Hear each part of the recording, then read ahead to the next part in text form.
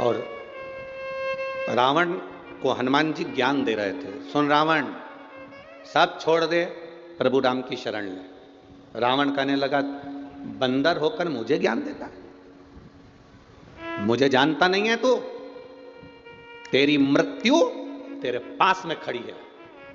रावण हनुमान जी से कह रहा है, तेरी मृत्यु तेरे पास में खड़ी है। रावण वो बलवान था जिसने मृत्यु को भी कैद में रख रखा था, अपने बंधन में रख रखा था, वो कहे तो अब भी मारे। रावण कह रहा है, तेरे पास में तेरी मृत्यु खड़ी है, तुझे भय नहीं लग रहा? हनुमान जी ने मुंडी घुमा कर देखा तो पास में यमराज खड़ा था, मृत्यु खड़ी हुई थी। तो हनुमान जी से रावण कह रहा है, तुझे भय नहीं लगता? हनुमान जी कहते हैं, मुझे भय नहीं लगता, तेरे पास में मौत खड़ी है। हनुमान जी बोले, भले पास में खड़ी है पर देख तुझे ही रही है, मेरे को नहीं देख रही है, खड़ी है पास में पर देख तुझे रही है। तो जानता नहीं है ये मृत्यु तेरे को अब भी निपटा दे। हनुमान जी ने कहा, रावण फालतू की बात मत कर, मेरे पास में मृत्यु खड़ी है, मेरी पड़ोसन है, और मेरे पास खड़े होकर मृत्यु कह रही है, कब निपटाना है इसको? ये सामने जो सिंहासन पर बैठा है रावण, इसको निपटाना कब है? अभी निपटाऊं कि बाद में? हनुमान जी कहने लगे, वो तो मैं राम जी को कहकर आया था, जामंत को कहकर आया था, कुछ भी आड़ा टेढ़ा करके नहीं आऊंगा, नहीं तो मेरे जिस चरित्र को रामचरितमानस में बांचा गया है उसका नाम है सुंदर, जम के बोलो जरा, सुंदर कांड। तो हनुमान जी बोले, मैं 2 मिनट में कांड करूंगा और चले जाऊंगा, 2 मिनट लगेगा, इससे ज्यादा नहीं लगेगा, पर मैं यहां केवल आया हूं, तुझे समझा रहा हूं, तू समझ जा, समझ गया तो तेरी जिंदगी सार्थक, नहीं समझे तो बात दूसरी। तू अगर नहीं समझा तो तेरे ऊपर निर्भर, और मैं तो समझाने का काम है मेरा, मैं जो तुझे समझा रहा हूं वो तू समझ जा, तू समझ जा। अब ये तो समझने वाला विषय है, जो आप समझ जाए।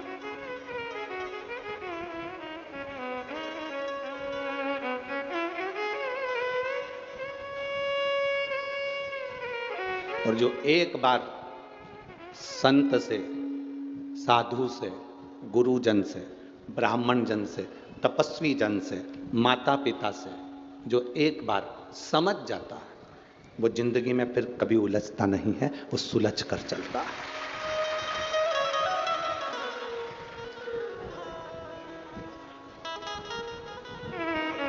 जिस व्यक्ति को अपने घर के बड़ों की बात बुरी लगने लगे, जिस बहू को सास ससुर की बात बुरी लगने लगे, जिस बेटे को माँ बाप की बात बुरी लगने लगे, दूसरों की बात अच्छी लगने लगे, पड़ोसन की बात अच्छी लगने लगे, रिश्तेदारों की बात अच्छी लगने लगे, और घर का व्यक्ति कहे तो बुरी लगने लगे, तो समझ लेना उस व्यक्ति को दुनिया में कोई नहीं बचा सकता, उसका अंत निश्चित है, उसे बर्बाद होना है, उसे कोई नहीं बचा सकता, उसका बर्बाद होना निश्चित है। आपको अगर अपने घर के लोगों की बात बुरी लग रही है और दोस्तों की बात अच्छी लग रही है, रिश्तेदारों की बात अच्छी लग रही है, परिवार वालों की बात अच्छी लग रही है, और अपने परिवार के लोगों की बात बुरी लग रही है, तो समझ लेना कि अब तुम्हारा समय बेकार आ गया। अपने गुरु की बात तुम्हें बुरी लगे और दूसरा गुरु कहे तो अच्छी लगे, तो समझ लो कि तुम्हारा समय बेकार आ गया।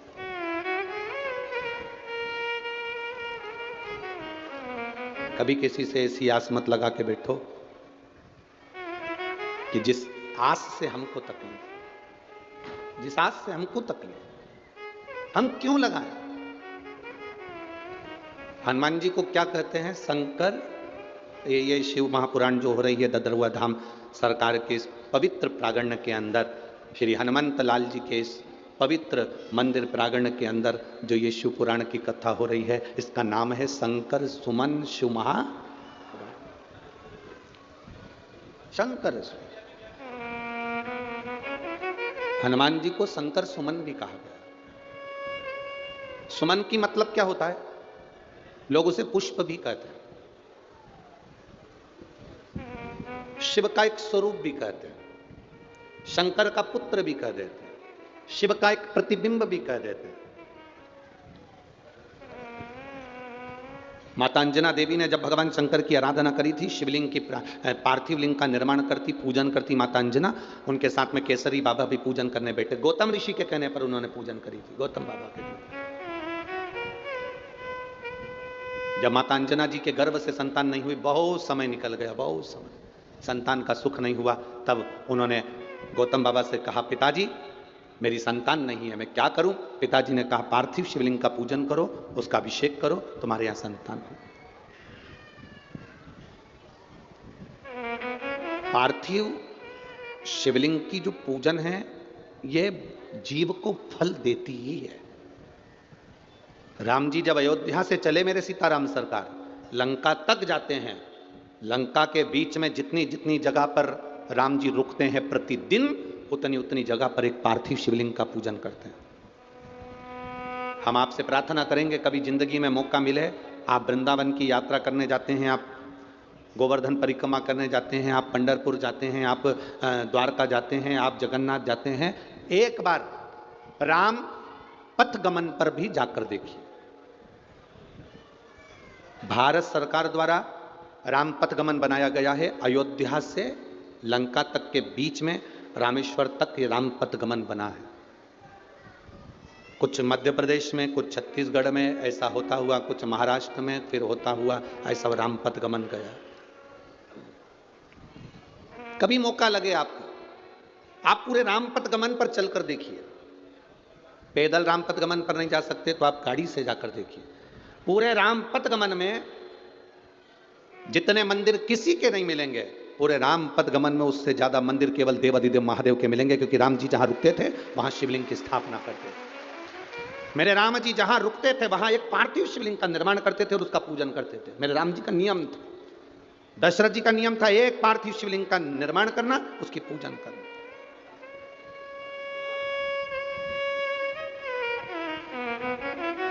जनक जी का नियम था, एक पार्थिव शिवलिंग का निर्माण करना, उसकी पूजन करना। हम आपसे कहेंगे, इस ददरवा धाम की पवित्र भूमि से आपसे निवेदन करेंगे, जिंदगी में जब दुख की घड़ी बहुत घेर रही हो, तब एक पार्थिव शिवलिंग का निर्माण आपको भी कर कर उसकी पूजन करना चाहिए। आप कहीं मिट्टी लेने नहीं जा सकते, अपने गमले में, जो गमला तुम्हारे घर के अंदर उसमें जो मिट्टी हो उसी को ऊंचा उठाकर उसी के ऊपर जल चढ़ाकर उसी की पूजन कर कर उसी का विसर्जन कर दो और बाबा से प्रार्थना कर दो, बाबा मेरे दुख की ये घड़ी है, इसको तू संभाल लेना, तू जान लेना। ये उसके ऊपर छोड़।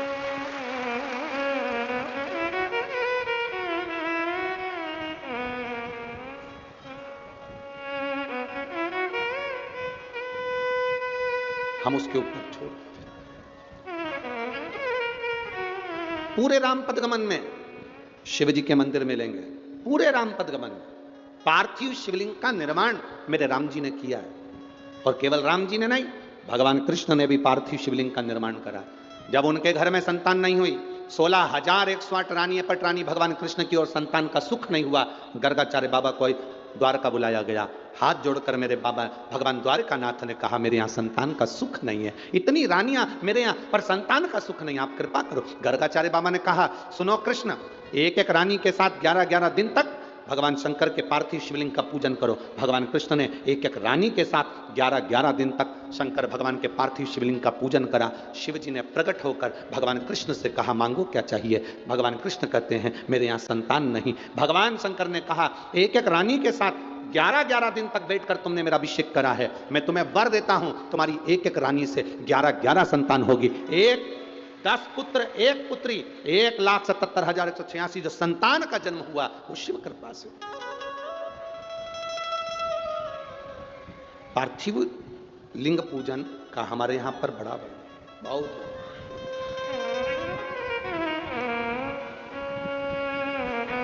आप में से कितने लोग हैं जो शंकर जी के मंदिर में 1 लोटा जल चढ़ाने रोज जाते? जरा हाथ उठाओ तो जरा, सभी हो।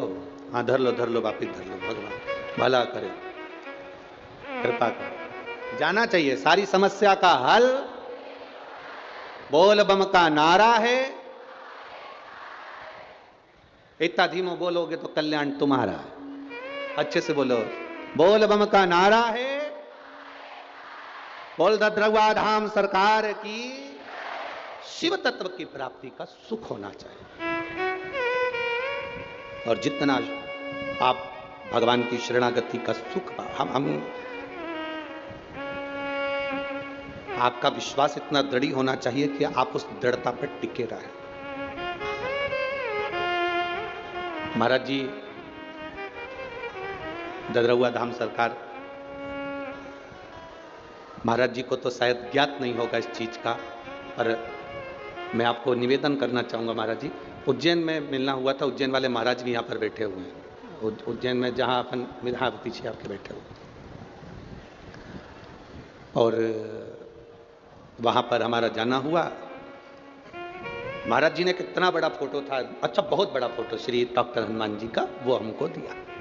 अब आप देखिए कृपा क्या होती है, महादेव की कृपा क्या होती है बालाजी सरकार की, देखिए अब बड़ा सारा फोटो दे दिया। हमारे एक यजमान है मांगलिया के मंत्री परिवार, उनका ड्राइवर,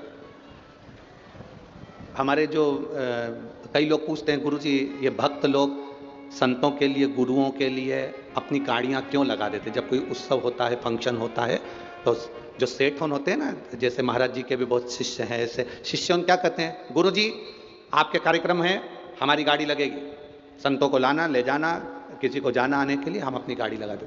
किसी ने पूछा सेठ लोग गुरुओं के आगे, ऐसे हमारे भी कई भक्त लोग हैं जैसे देवास वाला वरुण है, मंत्री परिवार, ऐसे वो जब भी कोई बड़ा आयोजन होता है तो अपनी अपनी गाड़ियां भेज देते हैं, ड्राइवर भेज देते हैं। तो किसी ने पूछा ये ड्राइवर गाड़ी क्यों भेजते हैं, हमने कहा वो गाड़ी इसलिए भेजते हैं क्योंकि उनकी जिंदगी की गाड़ी अच्छी चलती रहे। इसलिए भक्त जो होता है ना अपने गुरु के दरवाजे पर गाड़ी ले जाके खड़ी कर देते हैं। 5 दिन का कार्यक्रम है गुरुजी, हमारी गाड़ियां यहां लगी रहेगी, आज ड्राइवर रहेगा, हमारा डीजल डला रहेगा, आपके भक्त आराम से जाए आए, सेवा लगे, आप ये गाड़ी चलती रहेगी तो हमारी जिंदगी की गाड़ी भी चलती। तो मांगलिया के, इंदौर के पास मांगलिया है, मांगलिया के मंत्री परिवार का ड्राइवर सेवा में लगा हुआ था। उज्जैन की कथा थी, स्वामी जी के यहां पर जाना हुआ। अब हमारा 5-7 दिन की कथा पूरी हो गई, हमारा जाने का समय। महाराज जी वो ड्राइवर कहता है कि आप जा रहे हो तो आपकी कोई निशानी नहीं दोगे हमको, तो सारा सामान पैक हो गया था, अब कुछ बचा हो देने के लिए, तो हम तो जाते समय शॉल भी नहीं ओढ़े थे कि शॉल दे दे, अब बागा तो वो पहन नहीं सकता, नहीं तो ये उतार कर देता। केवल एक डॉक्टर हनुमान जी का बड़ा सारा फोटो था। और कभी कोई मांग लिया जाए तो वहां पर मंत्री परिवार से पूछना, सीहोर वाले गुरुजी ददरउआ धाम में कथा बाँच रहे हैं तो उन्होंने ये बात कही, तो उनके ड्राइवर से भी पूछना। अब डॉक्टर हनुमान जी का बड़ा सारा फोटो, तो हमने आशीष से कहा आशीष वो फोटो लेकर आओ जो अभी स्वामी जी ने दिया है, और अपन जा रहे हैं, फोटो बड़ा सारा इनको दे देना। हमने वो डॉक्टर हनुमान जी का फोटो वो ड्राइवर को दिया। अब ड्राइवर बोला गुरुजी इतना बड़ा फोटो और गाड़ी में जाएगा कैसे? हमने कहा कैसे भी जाएगा पर तुम्हारे लिए यही काम आएगा, तुम रखो, इनको रखो तुम्हारे साथ में। अरे गुरुजी कहाँ रखूंगा? हमने कहा सीट पे रख के ले जाओ उसको, फोटो बहुत बड़ा था, हमारा फोटो जरा ज्यादा ही बड़ा था, तो उसको पीछे का दरवाजा खोल के पीछे से फंसा कर उसको गाड़ी में रखा, और गाड़ी यहां से चली। मांगलिया पहुंचने वाली थी, उसके पहले उस व्यक्ति को अटैक आ गया गाड़ी चलाते चलाते। महाराज आप पूछना अगर आपके कोई परिचित मांगलिया में, तो उसको अटैक आ गया। अटैक इतना भयंकर था कि ब्रेन हेमरेज हो गया, शरीर की नसें बंद हो गई, लकवा जैसा हो गया, वो गाड़ी पेड़ के पास में जाकर खड़ी हो गई, रुक गई। उसको जिनकी गाड़ी थी उनको सूचना करा, मंत्री परिवार आया, हॉस्पिटल लेकर गए, हॉस्पिटल में कह दिया इसका कोई भरोसा नहीं, इसका कोई भरोसा नहीं। महाराज जी वो फोटो गाड़ी में ही था, और फोटो गाड़ी में था, पर एक बंदर एम्बॉय हॉस्पिटल का चक्कर जब तक वो व्यक्ति ठीक नहीं हो गया तब तक वो लगाता ही रहा था, एक बंदर। जब वो व्यक्ति की सांस वापिस आई और सब हाथ पैर काम करना ठीक चालू हुआ, तो हमने उनसे, उसने फोन पर बात करी और कहा गुरुजी आप मुझे कुछ सामान देते या पैसा देते आखिरी में तो वो काम नहीं करता, परंतु आपने जो डॉक्टर हनुमान जी का फोटो दिया था वो काम करेगा। विश्वास दृढ़ होना चाहिए। हमारा भरोसा टूट जाता है। हम कह देते हैं अरे क्यों चिंता करते हो, क्या होगा क्या होगा। उस पर भरोसा तो रखो जिसके बल पर आयो। शंकर सुमन कैसरी नंदन, शिव का एक अंश स्वरूप है श्री हनुमंत लाल, श्री हनुमान जी महाराज। शंकर का एक स्वरूप है हनुमान जी महाराज, शिव का एक स्वरूप प्रतिबिंब। ये तो दुनिया के लोग हैं जो देवताओं में भेद कर लेते हैं कि राम जी अलग हैं, कृष्ण अलग हैं, हनुमान जी अलग हैं, शिव जी अलग हैं, देवी जी अलग है, देवता जी अलग हैं। ना ना ना ना, शिव पुराण कहती है सब एक में, सब एक।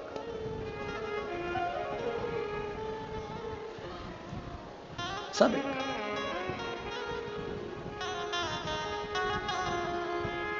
आज सवेरे सवेरे हम जब सुबह उठे 5:30 बजे, 5 बजे के करीब में, हमारा बहुत अच्छा, वो तो महाराज जी ने व्यवस्था कर दी कि पर्दा लगा दिया है, तो हम नीचे उतर नहीं सकते, क्योंकि हमारा मन भी करे कि मॉर्निंग वॉक में घूमने जाएं तो तुम हमारे को कोई घूमने दोगे?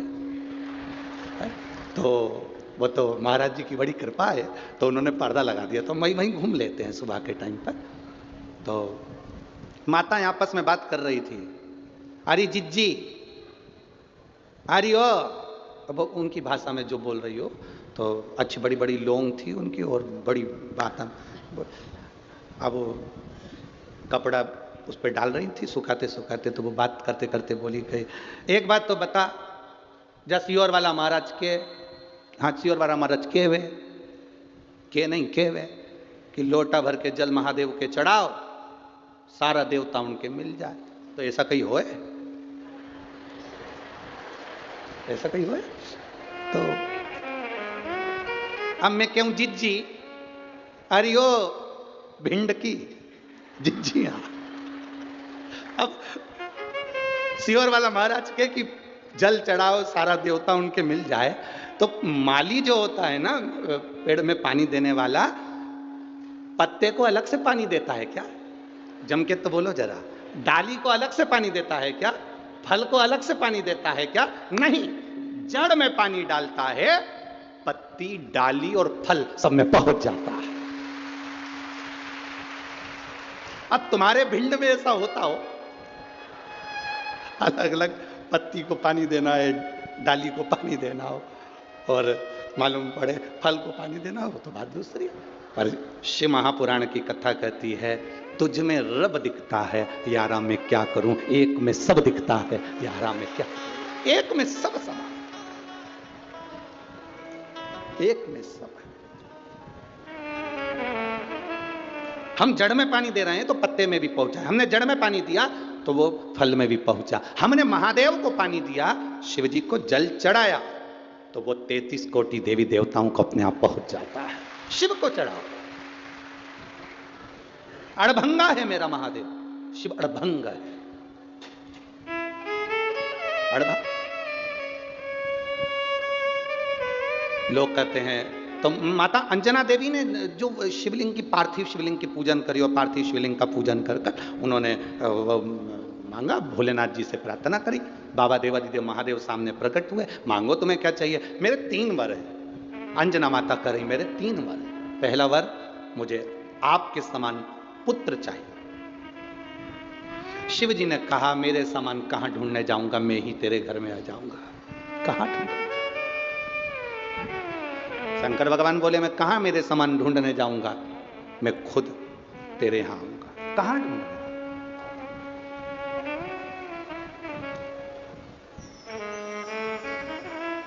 फिर कहा, मेरा पुत्र जो हो अधिक बलवान हो, अधिक बलवान। शिव जी ने कहा, जब मैं स्वयं आ गया तो बल तो है। तीसरा जो माता अंजना देवी ने भगवान शिव से मांगा है, शायद दुनिया की हर मां को भगवान के सामने झोली पसार कर मांगना चाहिए। अंजना माता ने भगवान शिव से कहा, मेरा जो पुत्र हो वो विनम्रवान हो, उसमें विनम्रता होना चाहिए। दुनिया की सारी माता को भगवान के सामने झोली पसार कर मांगना चाहिए कि मेरे घर में जो पुत्र जन्म दे वो विनम्र हो। कारण बल तो असुरों में भी होता है, बोलो होता है कि नहीं होता? बल तो राक्षस में भी होता है, असुरों में भी होता है। सत्ता तो असुरों की भी होती है, सिंहासन तो असुरों का भी होता है, पर असुरों में, राक्षसों में विनम्रता नहीं होती। और इस भारत की भूमि पर यदि हनुमान जी महाराज को आज पूरा संसार पूजता है तो केवल एक कारण से पूजता है, हनुमान जी को विनम्रता बहुत है, उनमें नम्रता बहुत है। उनमें कितनी विनम्रता होगी, उनमें कितनी विनम्रता का सुख होगा, कितनी विनम्रता और कितनी विनम्रता का सुख श्री हनुमंत लाल जी के जीवन में, कितनी विनम्रता का सुख होगा, जरा विचार करिए, विचार करिए।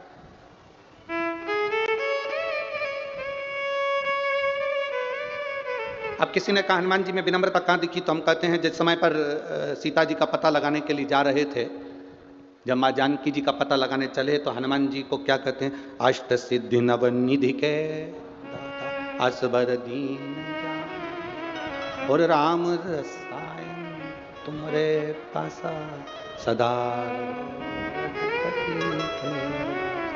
कितना सुंदर कहा गया, तुम में अष्ट सिद्धि है, नवनिधि है।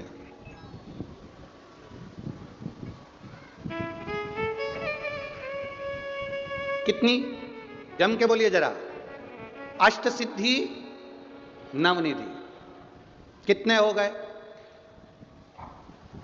दोनों मिला के? बोलो बोलो, जम के बोलो जरा। 17। हनुमान जी से कहा ये अष्ट सिद्धि, माता जानकी से जब मिलने गए थे तो माता जानकी ने हनुमान जी को कहा था, मैं तुम्हें क्या वर दूं, अष्ट सिद्धि देती हूं, नव निधि देती हूं। सीता जी कह रही हैं मैं तुम्हें अष्ट सिद्धि देती हूं, नव निधि देती हूं। हनुमान जी ने कहा ये 17 लफड़े मेरी जिंदगी में मत पाड़ो। कितने लफड़े? 17। आप लोग जब आपस में बात करते हो ना, तो बात बात में बहुत सारे लोग कह देते हैं, अरे बहुत 17 लफड़े जिंदगी के चल रहे हैं। कोई पूछे तुमसे 17 लफड़े कौन से, ये वही हैं अष्ट सिद्धि नवनिधि के। ये 17 लफड़े जिंदगी में चलते ही रहते हैं, नहीं चाहिए। विनम्रता देखी है श्री हनुमान जी महाराज की। उनको शंकर सुमन क्यों कहते हैं? माता अंजना ने मांगा, मां अंजना देवी ने कहा कि मेरे को वर देना, मेरा बेटा जो हो वो विनम्र हो। शंकर जी कहते हैं विनम्रता किस लिए? तो अंजना माता कहती हैं बलवान व्यक्ति, वीर व्यक्ति, सिंहासन पर बैठने वाला व्यक्ति, राजसी ठाट में रहने वाला व्यक्ति एक दिन मरकर चला जाता है। मरकर चले गया तो 2 साल, 4 साल, 6 साल, 8 साल उसको लोग पूजते हैं, उसके बाद कोई नहीं पूछता। पर कोई विनम्र व्यक्ति है, अगर चला जाता है तो मरने के बाद भी पूजाता रहता है, उसकी विनम्रता के बाद। हनुमान जी को शंकर सुमन कहा गया क्योंकि विनम्रता का लक्षण श्री हनुमंत लाल जी के पास है। विनम्रता, कितनी विनम्रता, जरा देखिए हनुमान जी की विनम्रता। शंकर सुमन क्यों कहते हैं हनुमान जी को, उनकी विनम्रता देखिए। जब सीता जी का पता लगाने जा रहे हैं तो अष्ट सिद्धि नवनिधि के दाता श्री हनुमान जी महाराज बूढ़े जामवंत से कह रहे हैं कि आप मुझे आज्ञा दीजिए कि मैं क्या करूंगा लंका में जाकर, क्या करना है मुझे, कैसे जाना है मुझे, क्या करना है मुझे। इतना बुद्धिमान श्री हनुमंत लाल और बूढ़े जामवंत से पूछ रहे हैं कि मैं क्या करूंगा वहां जाकर। मतलब उनकी बहुत विवेकी जो व्यक्ति होता है, जिसमें बहुत बुद्धि होती है, वो हमेशा झुक कर चलता है, छोटा बनकर चलता है। इसलिए हनुमान जी महाराज विनम्र बन गए। आप बताओ मुझे करना क्या है? जो बहुत विनम्रवान व्यक्ति होगा, जिसमें विनम्रता होगी, वो कभी अपना बखान नहीं करता। विनम्र व्यक्ति कभी अपना बखान नहीं करता। आप में से कोई व्यक्ति अगर लंका चले गया होता सीता जी का पता लगाने, तो 25 बार माइक लेके चिल्ला चिल्ला के बोलता, मेरे को पहचानते हो, मैं लंका गया था सीता का पता करने।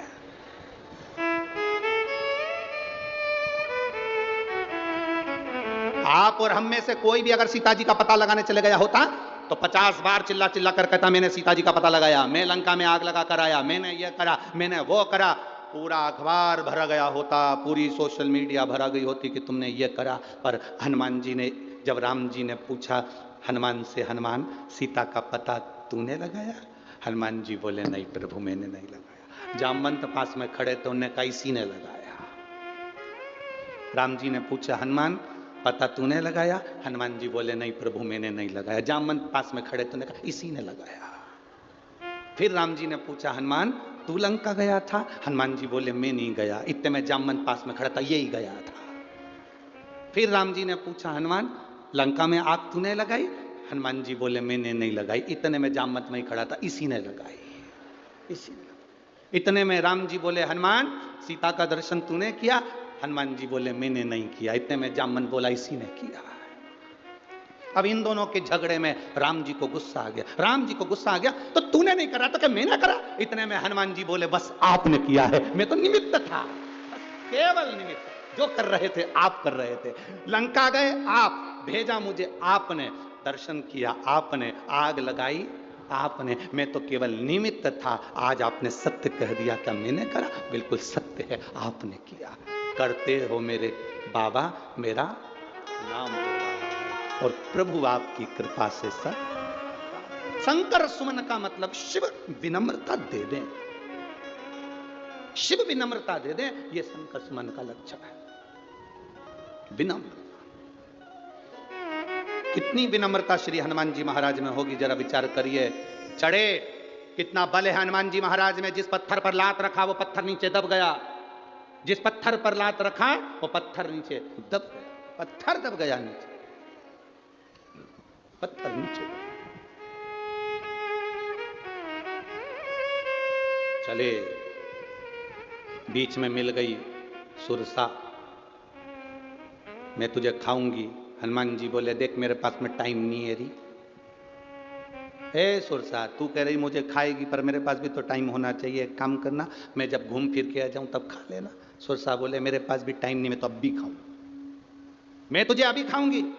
हनुमान जी बोले मैं जरा लंका होकर आ जाऊं तब खा लेना। नहीं ना ना ना, मेरे पास। हनुमान जी बोले देख मेरे को बहुत सारी फाइल निपटाना है, बहुत सारा काम पड़ा है, लंका तक जाना है, फालतू के लफड़े मत कर। सुरसा तेरे हाथ जोड़ो, मुझे जाने दे। सुरसा कहनी बिना खाए तो नहीं जान दूंगी। तो हनुमान जी बोले अब खा ही ले, तू ले का। मुंह फैला, उसने मुख को फैलाया। 1 योजन का मुख मतलब 8 मील 1 योजन में होता है, 8 मील 1 योजन का मुख फैला लिया। हनुमान जी 1 योजन का, जैसे ही हनुमान जी ने अपना स्वरूप बनाया, सुरसा ने 2 योजन मुख फैलाया। हनुमान जी 2 योजन के हुए तो सुरसा ने फिर योजन बढ़ाते बढ़ाते वो 4 योजन का मुख बनाया। हनुमान जी 8 हो गए, 8 बढ़ाते 16 हो गए, 16 से 32 हो गए, 32 पे सुरसा 64 योजन का मुख फैलाती। हनुमान जी छोटे होकर मुंह में से प्रवेश कर कर बाहर खड़े हो गए, और खड़े होकर सीताराम सीताराम सीताराम करने लगे। सुरसा बोली क्यों रे, मुंह में नहीं गया? हनुमान जी के घूम फिर के वापिस आ गया।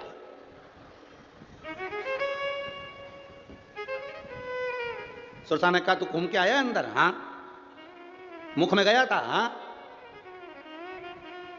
मेरा मुंह देखा है तूने अंदर से? हाँ। 32 दांत में से 4 दांत तुम्हारे लंबे हैं, बाकी के सब छोटे हैं।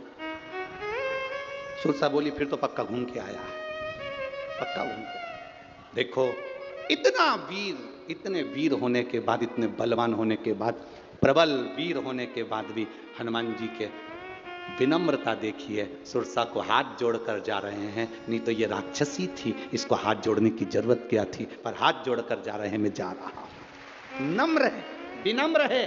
बल हो तुम में, कुर्सी हो तुम्हारे पास, सत्ता हो, कहीं के भी तुम कोई भी अध्यक्ष हो, उपाध्यक्ष हो, चाहे किसी पद पर बैठे हो, चाहे कुर्सी हो, चाहे पद हो, प्रतिष्ठा हो तुम्हारे पास में, कितनी भी डिग्रियां तुम्हारे पास में हो, चाहे तुम किसी भी पद पर विराजमान हो, कोई भी डिग्री, चाहे डॉक्टर की हो, चाहे तुम्हारे पास में इंजीनियर की डिग्री हो, चाहे सीए की डिग्री हो, तुम कितनी भी डिग्रियां तुम्हारे पास में रख लीजिए, अगर विनम्रता की डिग्री तुम्हारे पास में नहीं है तो तुम किसी काम के नहीं हो। विनम्रता की डिग्री होना चाहिए, विनम्रता होगी तो बात है ना। अब तुम तो सोचो मेरे पास इतना बड़ा पद है, मैं इतने प्रतिष्ठित हूं, मैं इतने बड़े पद पर हूं, इतने बड़े पद पर मैं बैठा हूं।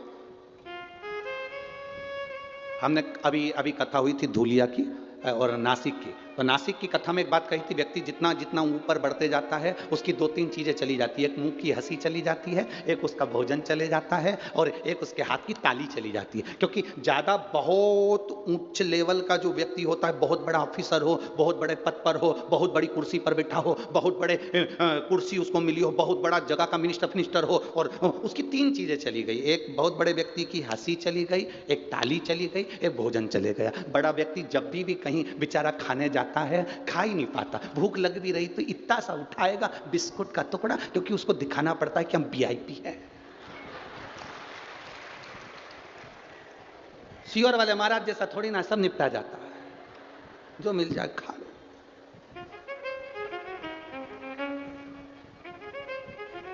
जो मिल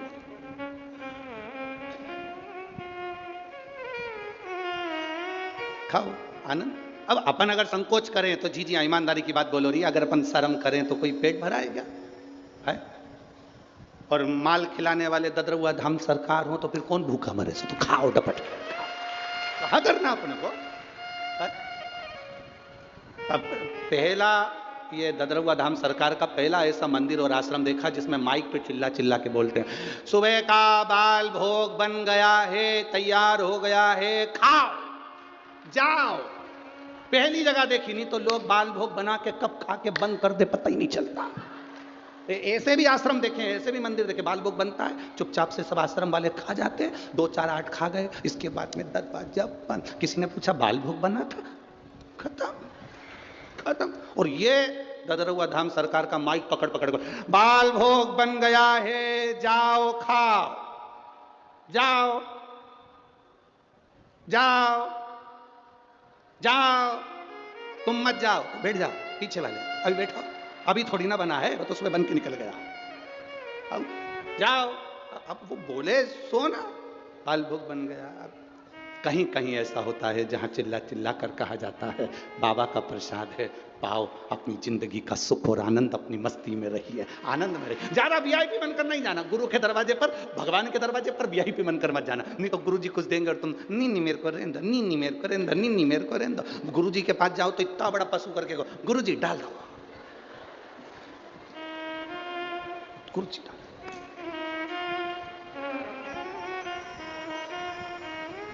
3 चीजें बड़े लोगों की चली जाती है। एक, उसका भोजन चले गया, शादी में भी जाता है वीआईपी आदमी तो 500 का लिफाफा देकर आता है, कुछ नहीं खा के आता है, कुछ नहीं। अपन तो 200 का देकर आते हैं और 4 जनी का खा के आते हैं। क्या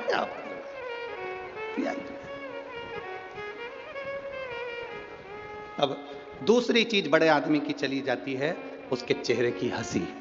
बहुत वीआईपी, बहुत बड़ा ऑफिसर, हंसता कम है। तुम जब भी बात करोगे वो ऐसा बैठा मिलेगा जैसे मुसद्दी लाल। तुम बोलोगे सर सर, हंसी की बात भी करोगे ना,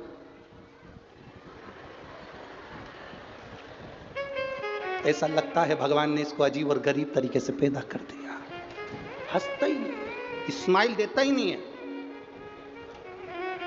जब तो वो हरिद्वार में बैठे हुए रामदेव बाबा सुबह सुबह योगा में तुमको हंसाने का प्रयास कर, हंसो, फिर लोग सुबह सुबह मॉर्निंग वॉक में क्योंकि हंसना जरूरी है, हंसते ही नहीं। बड़ा व्यक्ति के चेहरे से हंसी चली गई। कई कई बड़े बड़े घर की जो वीआईपी पति की पत्नियां होती वो भी नहीं हंसती, बेचारी ऐसी ही रहे। अच्छा, ये इसलिए नहीं हंसती क्योंकि ज्यादा तेज हंस देंगी तो लिपस्टिक दांत में चिपक जाए, अब वो ज्यादा हंस भी नहीं सकती, तो वो बेचारी बिल्कुल सावधानी से हंसती, सावधानी। इनका खाने का तरीका भी बड़ा विचित्र रहता है। गुलाब जामुन खाएगी तो वो गुलाब जामुन में लिपस्टिक ना चिपक जाए, हे भोलेनाथ, और चिपके सो तो काम मतलब। हमें तो कई बार आश्चर्य होता है जब फिर भगवान की कथा याद आ जाती है, जैसे जैसे सुरसा खाओ। अब राम इतने वीआईपी मत बन जाना, इतने बड़े मत बन जाना कि तुम्हारी हंसी चली जाए, इतने बड़े मत बन जाना कि तुम्हारी भूख चली जाए, भोजन ना कर पाओ, और इतने बड़े मत बन जाना कि अपनी खुशी में आप एंजॉय ना कर सकें, अलमस्त होकर जी ना सके। अलमस्त होकर जियो।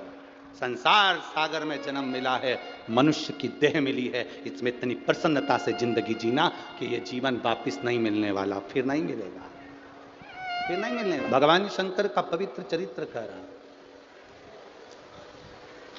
माता अंजना देवी ने बाबा भोलेनाथ जी से तीसरा जो वर मांगा है श्री हनुमान जी के लिए, अपने पुत्र के लिए विनम्रता मांगी। विनम्र। धन भले हो आपके पास में, सत्ता भले हो आपके पास में, वैभव भले हो आपके पास में, पर विनम्रता का लक्षण होना चाहिए, विनम्रता का लक्षण। कभी कभी जब व्यक्ति के जीवन में ज्ञान का अभिमान आ जाता है, प्रतिष्ठा का अभिमान आ जाता है, तो व्यक्ति फिर नष्ट हो जाता है। शिव महापुराण में कथा आती है श्री ब्रह्मदेव की। ब्रह्मा जी ने एक बार भगवान विष्णु से पूछ लिया था तुम्हारे पिता कौन है, तो भगवान विष्णु ने अपने ब्रह्मदेव से कह दिया था मेरे पिता देवाधिदेव महादेव, वो मेरे पिता हैं।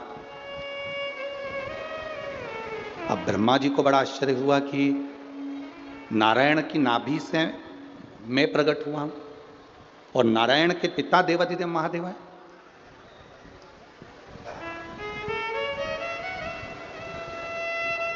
मैं आपके पिता को देखना चाहता हूं,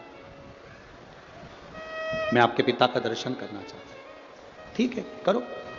एक बड़े से पर्वत को ब्रह्मा जी और भगवान विष्णु ने घुमाना प्रारंभ करा। उस पर्वत को जब घर्षण करना घुमाना प्रारंभ करा तो घुमाते घुमाते घुमाते घुमाते उस पर्वत को जब घुमाया गया, उसमें से अग्नि का एक खंभ प्रकट हो गया। अग्नि का खंभ प्रकट हुआ तो एक लिंग की आकृति भगवान शंकर का एक प्रतिबिंब शिवलिंग प्रकट हो गया। एक शिवलिंग प्रकट हो गया।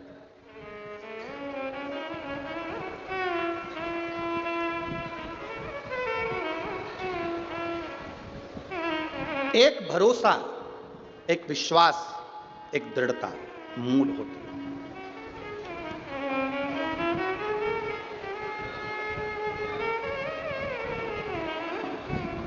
कितना भरोसा होगा, कितना विश्वास होगा, उस भरोसे के बल पर व्यक्ति की जीत होती है। महाराज जी 17 दिन से उत्तराखंड की भूमि में सुरंग में लोग फंसे हुए थे। सुरंग के अंदर 17 दिन से लोग फंसे हुए थे। मैं भारत सरकार को